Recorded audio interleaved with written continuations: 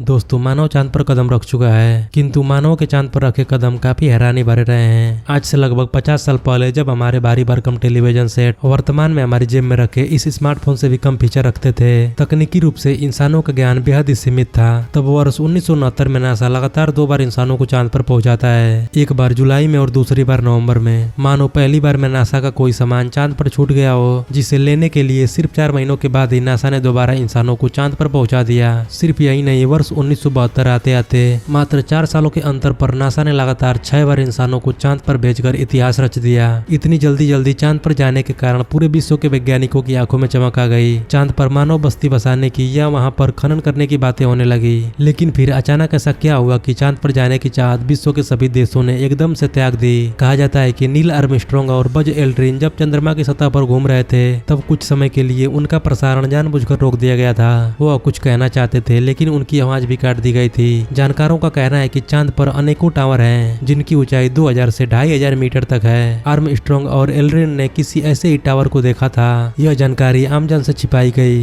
यह tower aliens ने कई हजार साल पहले पृथ्वी पर नजर रखने के लिए बनाए थे। फिलहाल ये टावर वीरान पड़े हैं। इनके बारे में अधिक जानकारी जुटाने के लिए नासा ने जल्दी इंसानों को चांद पर भेजा। लेकिन जब आखिरी बार इंसान चांद पर गया तो वहाँ एलियंस आ धमके और उन्होंने वहाँ से इंसानों को चले जाने की चेतावनी दे दी। साथ ही कभी वापस न आने के लिए भी कह दिया। नील आर्मस्ट्रांग ने खुद एक इंटरव्यू में कहा था कि अंतरिक्ष में उनके यान का पीछा किसी बेहद ही एडवांस टेक्नोलॉजी वाले यूएफओ द्वारा किया गया था। चांद पर अजीबोगरीब रहस्यमयी संगीत बजने की आवाज को भी कई चंद्र यात्रियों ने सुना है। हालांकि कभी भी नासा ने इस बारे में आधिकारिक बयान जारी नहीं किया, लेकिन चांद पर गए कई यात्रियों ने इस बात को स्वीकार किया है कि चांद पर एलियन आते रहते हैं और चांद पर एलियन का अपना बेस भी है। एलियंस थ्योरी पर काम करने वालों का कहना है कि चांद अंदर से खोखला है, क्योंकि चांद की सतह के नीचे एलियंस ने अपना अड्डा बनाया हुआ है। अब सच्चाई चाहे जो भी हो, लेकिन एलियंस होते हैं, इस बात से कभी भी इनकार नहीं किया जा सकता।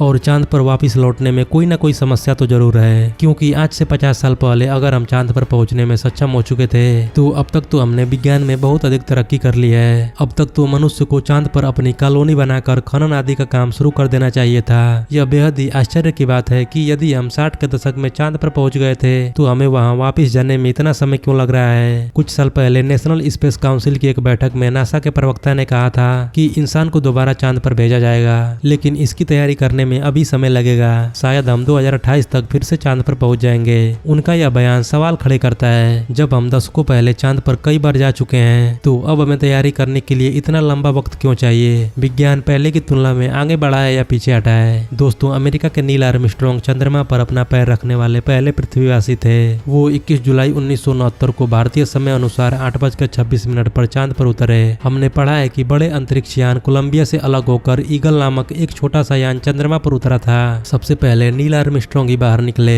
किंतु नील आर्मस्ट्रांग के चांद पर कदम रखने से पहले ही इंसानों की कोई और निशानी चांद पर मौजूद थी। असल में खुद को उतरने से पहले आर्मस्ट्रांग ने गांठ बांधकर एक प्लास्टिक की थैली चांद पर फेंकी थी। इस थैली में आर्मस्ट्रांग और उनके सहयात्रियों का मल मूत्र और उड़ान के दौरान खाने पीने की सामग्रियों से बचा हुआ कचरा था। देखा जाए तो इंसानों से पहले इंसानों के कूड़े ने चांद पर अपनी उपस्थिति दर्शाई थी। आर्मस्ट्रांग के थैली फेंकने से करीब 10 साल पहले लूना 2 नामक रूसी यान चांद से टकराकर ध्वस्त हो गया था। उस यान का कचरा भी चांद के चारों ओर बिखरा पड़ा होगा। संभवतः यह कूड़ा आज भी ज्यों का त्यों पड़ा होगा, क्योंकि चांद पर कोई वातावरण नहीं है, न ही वहाँ बारिश होती है, इसलिए सारा कूड़ा बिना सड़े गले आज भी वैसे का वैसा ही पड़ा होगा। रूसी यान के नष्ट होने से लेकर आज तक हम लगातार चांद पर कूड़ा फैला रहे हैं। नासा का अनुमान है कि चंद्रमा पर भले ही कोई नहीं रहता, पर वहाँ 190 टन मनुष्य निर्मित कचरा यहाँ वहाँ बिखरा पड़ा है। यानी चांद के कूड़ों को इकट्ठा किया जाए तो करीब 10 बड़े ट्रकों की आवश्यकता होगी। वहीं दूसरी तरफ नासा कह रहा है कि चांद पर किसी भी प्रकार का जीवन नहीं पनप सकता। चांद एक वीरानी और बंजर जमीन है। ऐसा कोई कारण नहीं है जिसके बल पर कहा जा सके कि चांद पर जाना मानव के लिए हितकारी है। यही वजह है कि नासा का चांद से मोह भंग हो गया है। तो फिर नासा हमें बताए कि अमेरिका और बाकी देश लगातार चांद पर यान क्यों भेज रहे हैं, जब वहाँ जाना बेकार है और वैज्ञानिकों का चांद से मोह भंग हो चुका है। तो लगातार चांद पर कूड़ा क्यों फैलाया जा रहा है। आखिर बंजर चांद पर ऐसा कौन सा राज है जिसे जानने के लिए हम समय समय पर चांद पर यान भेजते रहे हैं। दोस्तों, इसमें कोई शक नहीं कि चांद का धरातल बेहद रहस्यमयी है। माना जाता है कि अतीत में किसी अंतरिक्ष पिंड के टकराने से धरती के 2 टुकड़े हो गए थे।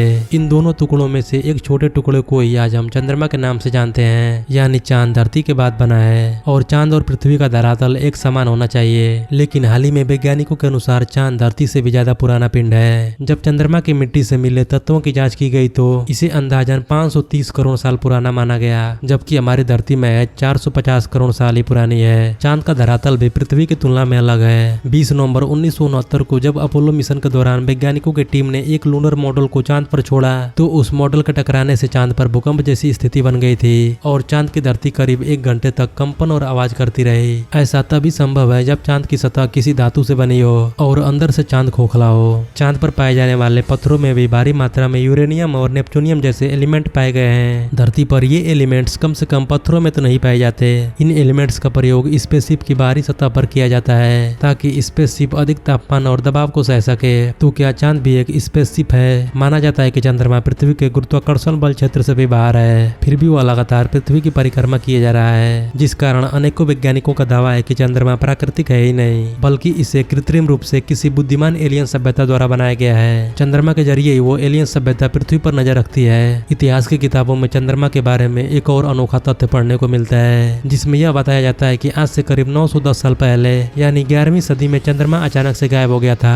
चांद लगातार कई महीनों तक गायब रहा और उसके बाद दोबारा प्रकट हो गया। चूंकि उस जमाने में अंधविश्वास अपने चरम सीमा पर था, इसलिए सभी लोगों को लगा कि चांद के गायब होने के कारण कोई अनहोनी घटना जरूर होगी। जब महीनों बाद चंद्रमा वापस दिखाई पड़ा तो लोगों ने राहत की सांस ली। चांद के यूं अचानक गायब होने के कारण ही सभी धर्मों में चंद्रमा का बेहद महत्वपूर्ण स्थान है। हालांकि वैज्ञानिक मानते हैं कि 1104 में आइसलैंड में स्थित एक ज्वालामुखी में भयंकर विस्फोट हुआ था। उसी विस्फोट से भारी मात्रा में राख निकलकर आसमान में फैल गई थी, जिस कारण चंद्रमा दिखाई नहीं देता था। किंतु यदि ऐसा हुआ होता तो महीनों तक फैली वो राख सिर्फ चंद्रमा की रोशनी को ही नहीं बल्कि सूरज की रोशनी को भी प्रभावित करती। सूरज की रोशनी और गर्मी पृथ्वी पर न पहुंच पाने के कारण ही पृथ्वी पर शीत युग शुरू हो जाता और करोड़ों जीव मारे जाते।